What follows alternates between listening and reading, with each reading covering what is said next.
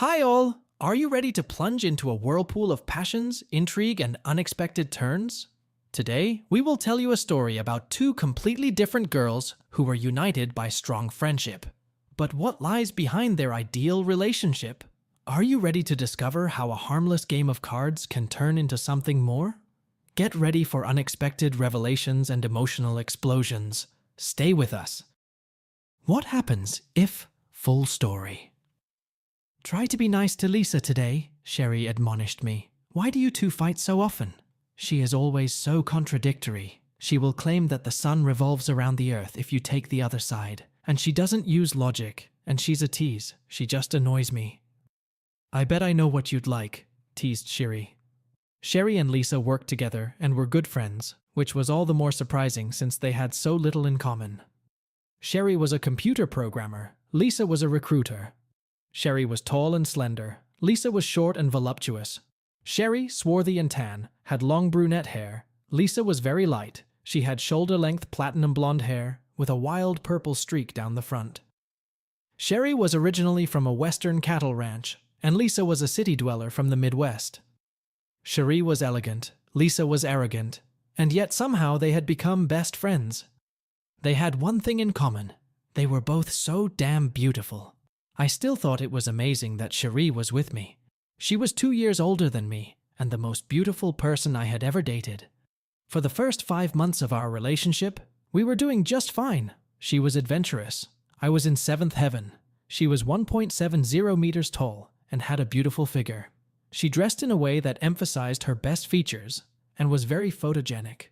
We had already done 2 photo shoots, during which she dressed up and I took roll after roll of pictures. Lisa looked stylish. She was short, with short platinum hair and a bright purple streak. She had wide hips and a small waist, and an aura emanated from her. The most striking feature of her face was that it was devastatingly beautiful. She was almost angelic in appearance, with perfect features, a generous smile, a slightly upturned nose, and huge green eyes. As we grew closer as friends over the past few months, Sherry would tell me stories about Lisa and Bill. Lisa obviously loved something, but didn't want to share it with Bill. They played the same games we did. Sherry was proud to tell the story of their fight.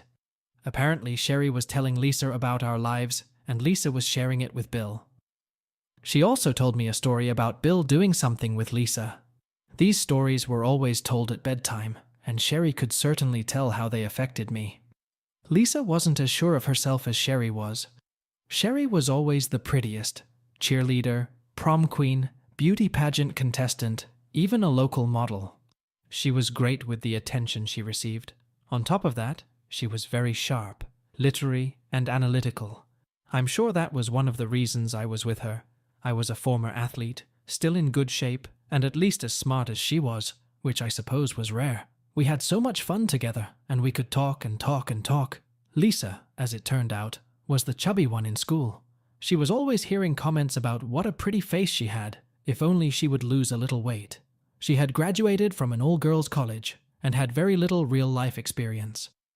After moving to DC for a change of scenery, she joined a gym, joined a weight management program, and lost 50 pounds.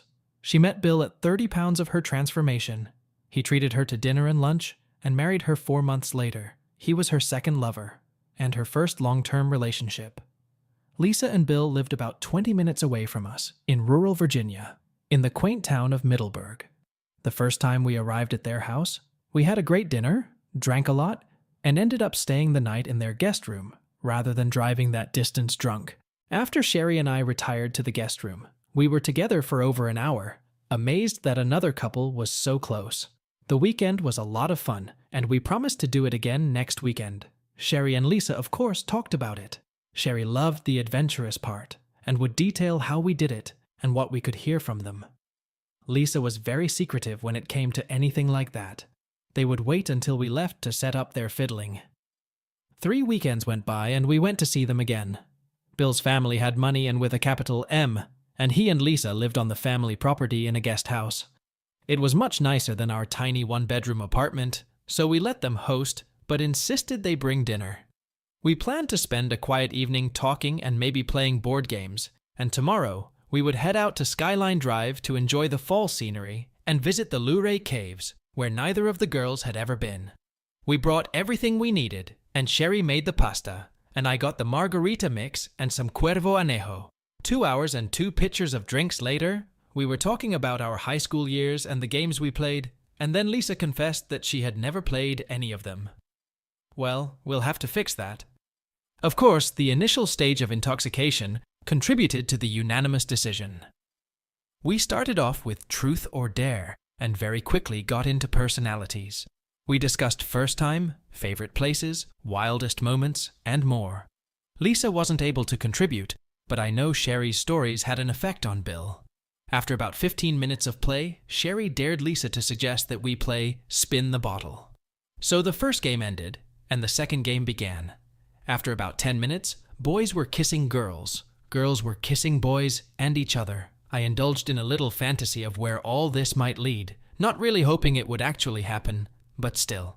It was at this point that Sherry confessed that she had wanted to play poker, but had never had the opportunity. She had just left a school party where others had started a game, and she had been curious ever since. She asked Lisa if she had ever played it, to which she received a frank laugh. Bill was clearly just as keen and interested as I was. He took off like a shot and returned a few moments later with a deck of cards. We didn't know enough about the game to make up rules about what happens when we run out of cards, and we played very simply. The winner could get one person to take down one item. We played 5-card draw, nothing wild, so as not to complicate the game. We still had to go over the rules of poker for girls 3 times, and ended up making a cheat sheet of which hands the others won. I went to make a third pitcher of margaritas, a little stronger this time, while Bill prepared the cribs and the girls cleared a space around the coffee table. The table was glass and chrome, mostly glass, and we sat down around it on the floor, knowing it would do little to hide any views. We were all dressed pretty much the same. Sherry sat to my left, Lisa across from me, and Bill to my right. I filled the glasses, set the pitcher aside, and picked up the cards that lay in the center of the table, but no one seemed eager to start the game. I was afraid that indecision had crept in and decided to melt the ice with humor. Man, for once I'm unlucky in love. Sure to be unlucky in cards and running around without everything in a few minutes. They chuckled generously at my lame attempt at humor, but the conversation started up again. Surprisingly, we'd been together for almost 3 hours, and Lisa and I hadn't had a fight. I dealt the hand, and Bill won with 3 nines. Sherry, those shoes have got to go. Oh, no. You win 1 item, you get 1 shoe. Sherry replied. Lisa took her side. We agreed that we could take off our shoes 1 at a time, and our socks 1 pair at a time, all very hypothetical. Sherry dealt, and I got 4 straight flush cards. No poker face. You guys are doomed. I won this deal. You better go for the big hand. Can I fold it? Asked Lisa. Sure, just do something, I replied. Bill chuckled evilly, so no fold. I drew the high card for a straight and easily won the deal. Lisa reached for her sneaker when I told Sherry to take the second one off. I decided to diversify a bit and not go into duo mode. Sherry looked stunned. Is that fair? Of course. Sherry giggled nervously and handed me the remaining shoe. Lisa dealt and Sherry sipped from her glass. On the ensuing draw, Lisa drew 3 cards and made a full bet. Now the socks. Sherry. Everyone started laughing except Sherry. Come on, that's not fair. You have to pick one of the guys. It's not a rule. The winner gets to choose who removes the item. Lisa said. Steve. Rules are rules, baby. But don't worry. What goes around, comes around, I replied. Damn, she muttered, but let the socks pass her ears. On Bill's deal, I drew 3 of a kind again, but when Sherry claimed the win with 2 pair and the others dropped their cards, I decided to quietly drop mine to give her a chance to win.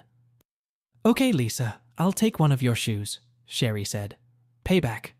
If you don't get something from the guys, we're going to lose this, Lisa replied as she took off her shoe, and Bill commented something about the shoe on the other foot.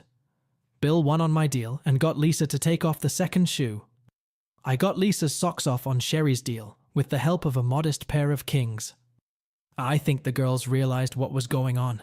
They lost 3 items each and we lost nothing. The deal with Lisa was won by Cherie. Bill, I'll take the shoe. Your wish is my command. Bill had always been the quietest of us, but he seemed to get into the mood of the moment. I won on Bill's deal, and a few comments about luck were dismissed. Of course, it wasn't me trying to fill the inside straight and get a flush with 3 hearts. Okay, Bill, second shoe. The girls burst into laughter, and the table was set. All were fair players. The next 2 hands went to the girls, and we went back to the uniforms. Lisa made me take off my shoes, and Cherie made Bill take off his socks. Now it was getting interesting. Next would be the big outfit, for everyone but me. Lisa dealt me 2 pair, which held up against 1 pair, and 2 nothing hands with the queen. Lisa, since you were kind enough to let me win, I'll let you choose. She thought for a moment, then stood up, and her jeans were gone. The sweatshirt was huge for her petite figure, and hung down to mid-thigh. Bill folded, and Cherie won, finally getting the flush. She seemed to be trying to get every hand. Okay, Steve. Socks so you don't feel alone. Actually, I was still wearing my shoe, but not wanting to fall behind, I discreetly kicked it off. While I took them off, Lisa stood up and turned on some music. The radio station had switched to some program with too much talking. She was swaying slightly. She leaned over to pull out a CD while taking in the beautiful view. I'm sure it was no accident. I could definitely see where Bill was going with this. Cherie asked to go out. Bill filled the glasses and I went to make another batch. A little less alcohol this time. I didn't want anyone to pass out. Lisa did the girly thing and joined Cherie in the bathroom where there was too much laughter. Damn it, Bill. Lisa's doing fine. There will be more soon. I hope you don't mind, but I'm dying for more of the same. Oh, they're both perfect. You won't be disappointed. I've had a few poker games before, but they always ended on the best part. I think Cherie will go for it. She's not too shy about hers. I know I'll go as far as they do. Well, Lisa's pretty uptight. You'd be surprised, but she's really insecure about her appearance. But she seems very comfortable with Cherie, since her family is so far away and she doesn't have any real friendships here, and Cherie is the only one she really connects with. It's nice to have friends like you and Cherie that we have something in common with. Besides, I think she's always liked people like you. Soccer players. And she's a little drunk. I think she'll chicken out. While Cherie and I had only been together for a few months, Bill had been married for over 2 years. He had to know her tastes. I wouldn't have minded, but I was still quietly praying that the aged tequila would allow me to continue our poker game. The girls showed up again, and no one could remember whose bet it was. I folded, and Bill won. Cherie, next thing. Cherie gave her next item away. Lisa complained that the margarita never emptied but kept drinking. Lisa winced at Cherie's deal and asked for my next thing. I gave it to her. Apparently someone likes that game, Lisa said with an embarrassed chuckle. Hell, I'd be a fool not to agree. After all, I have a chance to see 2 of the most beautiful women I know in all their glory. Okay, maybe I went a little overboard, but it was for a good cause. Lisa blushed heavily but smiled. Cherie looked a little sleepy, and I hoped the alcohol hadn't affected her. I won on Lisa's deal, beating her 3 fours with my 3 jacks. She was furious. She was sure the hand was won. Let's see what's next for us, Lisa. She stood up, walked over to me. I'll kiss you, she whispered in my ear. Her whisper was a half-whisper. I don't think she was flirting, just trying to keep the game going until she chickened out. That, and the effect of 5 margaritas on a 100-pound girl. I turned and looked at her. Our eyes were 3 inches apart. Good. She did what she needed to do and fulfilled her promise. That was great. Cherie won the next one, and soon Bill found himself without one more thing. The girls murmured, and Bill looked a little self-conscious. He was pretty skinny, that rock and roll type of build. We were actually opposites. My 6'1", 220, versus his 5'7", 135. He looked big next to Lisa, and I looked big next to Cherie, but he and Cherie were about the same height, and of course I was Lisa's runt. Bill winced, and Cherie took out the next thing without asking. She looked marvelous. Bill was simply mesmerized. I wondered how long it would last. We all had a few items left. I didn't think Cherie would chicken out, and I knew I wouldn't, but I wasn't sure about the other 2. Sherry dealt the next hand. Lisa had 2 pair. I had 2 better pairs, but I let her take the lead again. If she had been the first to go that far, she would have chickened out. But maybe if Sherry went first, peer pressure would keep her in the game. She asked me for the next thing. Bill laughed and Sherry yelled, "Twist that thing out!" I'm not a shy guy. I put the next thing away. Lisa just stared at me as I sat back down. "This guy's going to have some work to do today," she said. I was a little surprised. Sherry winced at Lisa's deal, getting a straight on the first deal. "Bill, you're next." He executed his move. I was nervous that he would be the one to end it. But the game went on. There was a sense of anticipation and slight anxiety. The chatter died down to almost nothing. Bill made a bet and won. He cheated.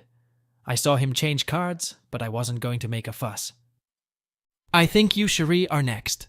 She stood up and walked over to him. "You're going to have to help me. I'm too drunk." Isn't it obvious why I was crazy about her? She was clearly playing around with these guys too. I could tell now that she wanted to see how far the game would go. "Thank you," she said, and kissed his cheek. She stepped back. Bill stared frankly. "God, I just can't make it up," I told her. She smiled and curtsied a little. I dealt myself 3 aces and much less obsessively than Bill cheated. "Lisa." "Shh, wait," she said, and walked around the table. The whispers began again. "Let me do something else and I'll kiss you again," she begged. I whispered back. "Okay, but in another room, just you and me, and a kiss." "Okay," she replied without a second's hesitation. I was amazed that she hadn't dropped out. I thought my odds had gone from 1 in 10 to 50-50. "Okay, everyone, I'm going to kiss Steve in the next room. I don't want any funny business while I'm gone." Sherry giggled as we walked to the next room. There was no door, just the dining area and the wall we stood behind. She leaned against an antique dining table that seated 10 and completely filled the room. "You can do it yourself." She tried to speak slowly, but it came out a little slurred. "Then you can kiss me." She was amazing. "But I'm not as pretty as Cherie," she said quietly, almost inaudible, but still complying with my request. There's a small moment I had to cut because of YouTube, but keep in mind that the full version of all the stories is on our Patreon, which you can access for 7 days for free. "Time to go back," I said. She just stood there. I stood up, giving her another light kiss. "Okay," she sighed, and walked back down the road. Sherry sat next to Bill on the floor, side by side. "So there you are," Cherie spoke up. Bill stepped back slightly, as if startled. "I think it's time to call it a day," Sherry stated. She stood up. She grabbed me a little possessively and said, "You have some work to do." I was a little surprised that the game ended so abruptly. The others looked a little puzzled, too. "I'd rather play until at least one of us loses everything," I muttered. "Yeah," Bill picked up. "One more hand, and that's it. Sort of like reverse bingo." He smiled at his last remark. "What do you think?" asked Sherry, turning to Lisa. "Why not? I don't mind if you all agree." She returned to her seat at the table. "Good," Sherry added, taking the cards as we all took our seats at the table. From a practical standpoint, I had already lost. Sherry dealt the cards, and I saw her discard a pair. She was going to let someone else win. Being the gentleman that I am, I saw fit to let our hosts retain some dignity, and made sure I wasn't in contention either. Bill drew 2 pairs, queens and 4s, which beat Lisa's 2 pairs. He looked at Cherie. He looked at Lisa. He looked at Cherie again and asked her for her move. She made it and said, "Shit," she exclaimed. "How about we play another game? I don't want to be the only loser." "What if you lose?" asked Lisa, the question preoccupying everyone. "If I don't win, I'll be by the winner's side the entire next hand." She smiled mischievously. "I think it's pretty good," I said. "Amen to that," Bill replied. "I'm trading," Lisa announced unanimously. Incredibly, Sherry won by getting 3 cards. She looked at Bill and said, "Your turn." "Same rules for me as Sherry?" asked Bill.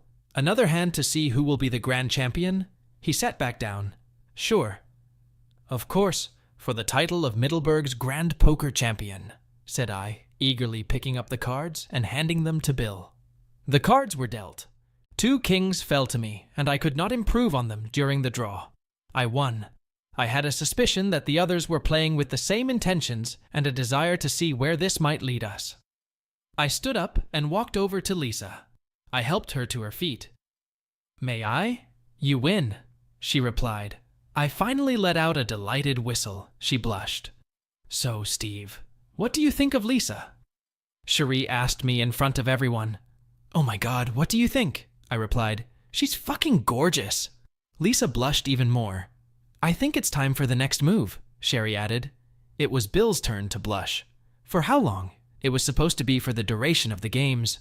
"But the games are over," stated Lisa. "I'll settle for 3 minutes." Finally, Lisa told to Bill, "Okay, but we have one but. Deal." He answered without hesitation and headed for the kitchen. I looked at her questioningly. "I'll pay his debt and he'll pay me back later," she explained cryptically. "Let us pay you back." Accepting my fate, I prepared myself. I was in heaven. "Sweet dreams," she whispered. "I believe you got your 3 minutes, Steve. Any complaints?" Cherie chuckled. "Nothing you can't fix soon," I replied, as Lisa called Bill back into the room. When Bill entered the room, Cherie announced, "I think it's time for Steve and I to retire." Both girls laughed at this statement.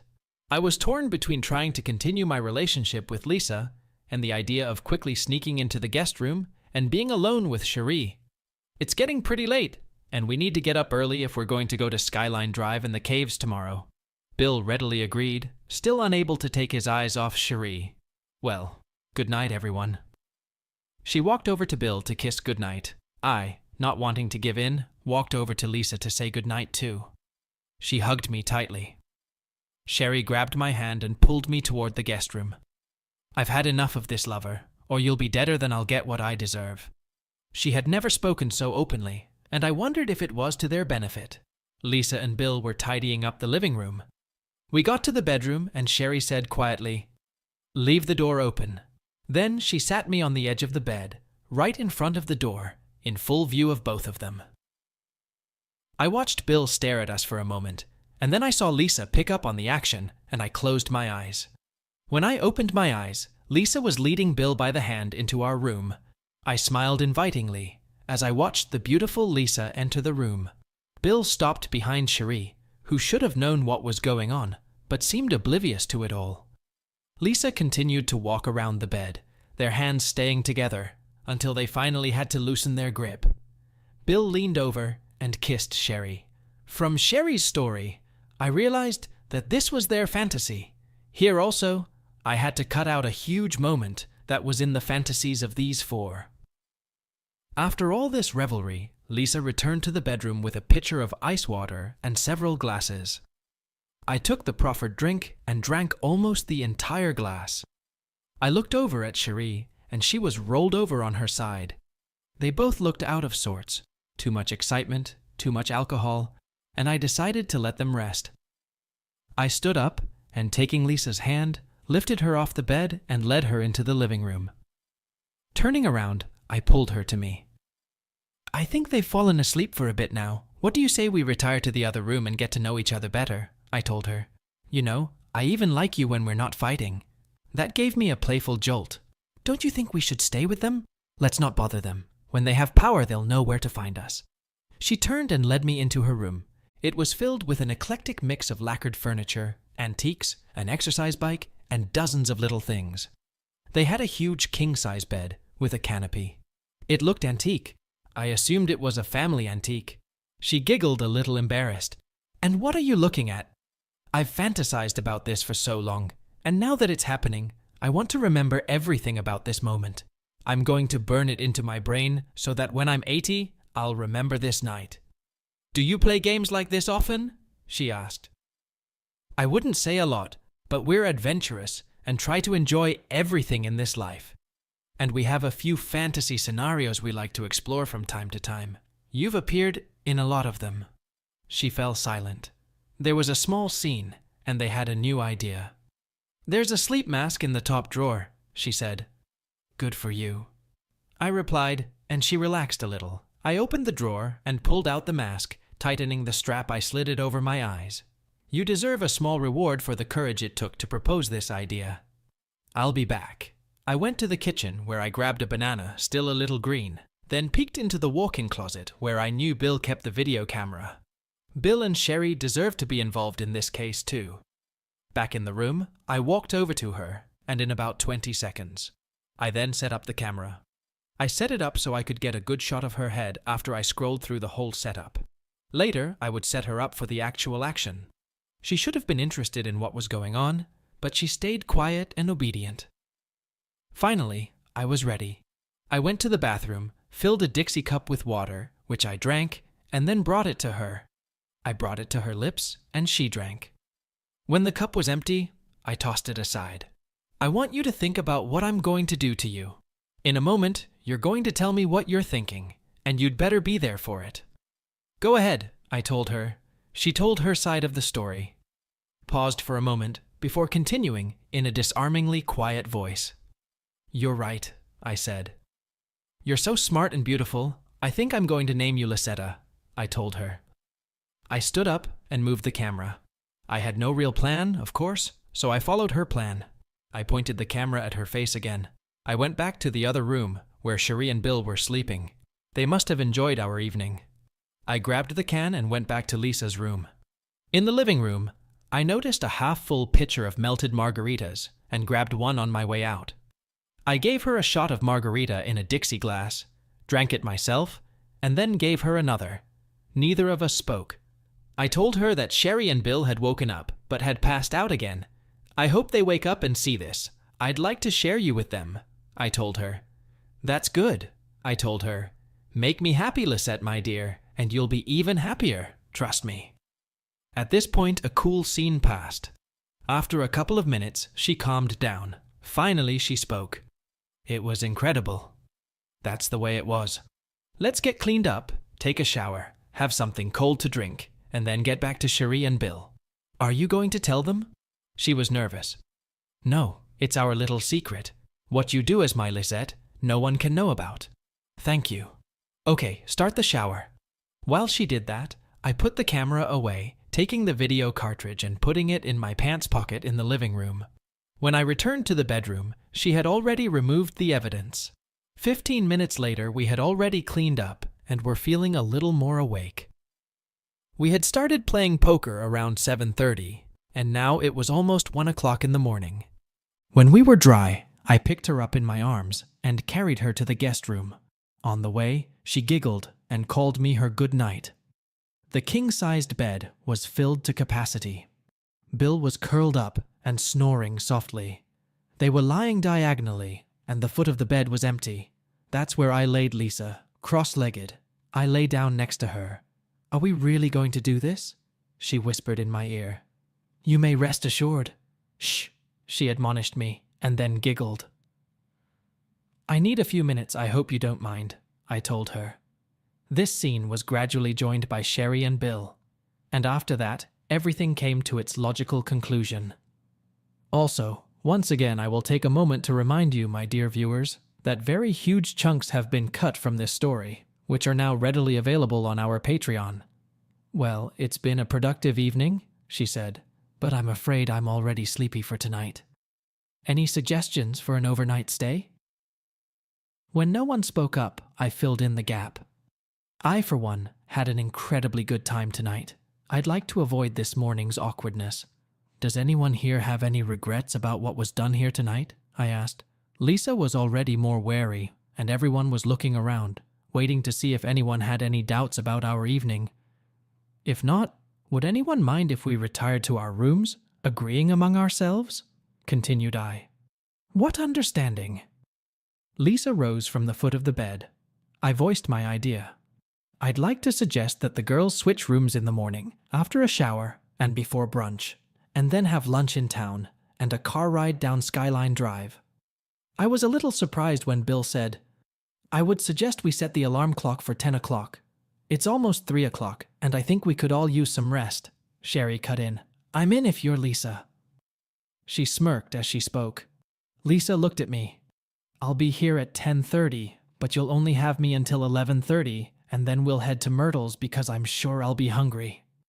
On that note, Bill stood up, helped Lisa to her feet, and they headed for their room. I stood as I closed the door and laughed to myself, thinking about the privacy that would help us now. Sherry was pulling the sheets off the bed and asking me to help her put on the new ones she had pulled out of the closet. 10 minutes later, we were in bed, having had a quick shower, brushed our teeth, and set the alarm clock. Sherry was the first to talk about the night's entertainment. Oh my God. She rolled over onto her side and looked at me. So I'm supposed to realize I'm not the only one who had a good night tonight? I whispered, relaxing. Don't you dare fall asleep. I need to know some details. She shook my shoulder, and I realized that my dreams of rest had been put on hold, at least for a while. Okay, I'll tell you every detail. And I did. So what kind of slavery is this? She asked after part of my story. I believe she wears the pants in this family and is looking for a strong man to dominate her a little. She told me she would be mine on demand. Are you sure? She asked. No, but I intend to find out in the morning. And I was starting to run out of steam. Good. This has some interesting possibilities. She rolled onto the edge of the bed. Thank you for tonight. You really maneuvered well from the start. I was watching you, thinking I was in the presence of a great manipulator. I couldn't tell if she was teasing me or not. No, thank you for everything. You are the most incredible, coolest woman I've ever known. Tonight was a total thrill for me. Yeah, we'd make a great team, wouldn't we? Absolutely. You know I love you. It was a statement, I know. She replied sleepily. I love you. But of course you'd be a fool not to, I responded. Okay, let's dive into the psychological depths of this night. The story is a fascinating exploration of human desire, insecurity, and the intoxicating power of group dynamics. Under the guise of a seemingly innocent game night, we witness the unraveling of inhibitions and the emergence of hidden desires. The characters are a microcosm of social roles and pressures. Sherry, a confident and adventurous woman, balances out Lisa's insecurities. The men, initially observers, become active participants as night falls. Alcohol acts as a catalyst, lowering inhibitions and blurring the boundaries of morality. The game itself becomes a metaphor for life, where each round represents a risk, a gamble, and the possibility of loss or gain. Beneath the surface of the study lies a deeper psychological game. Characters constantly test boundaries, assert their dominance, and seek validation. It is a complex interplay of power dynamics and vulnerability. Remember, this is just a brief overview of the story. For the full picture, check out the extended version on our Patreon. What do you think? Did you see any other themes or character development?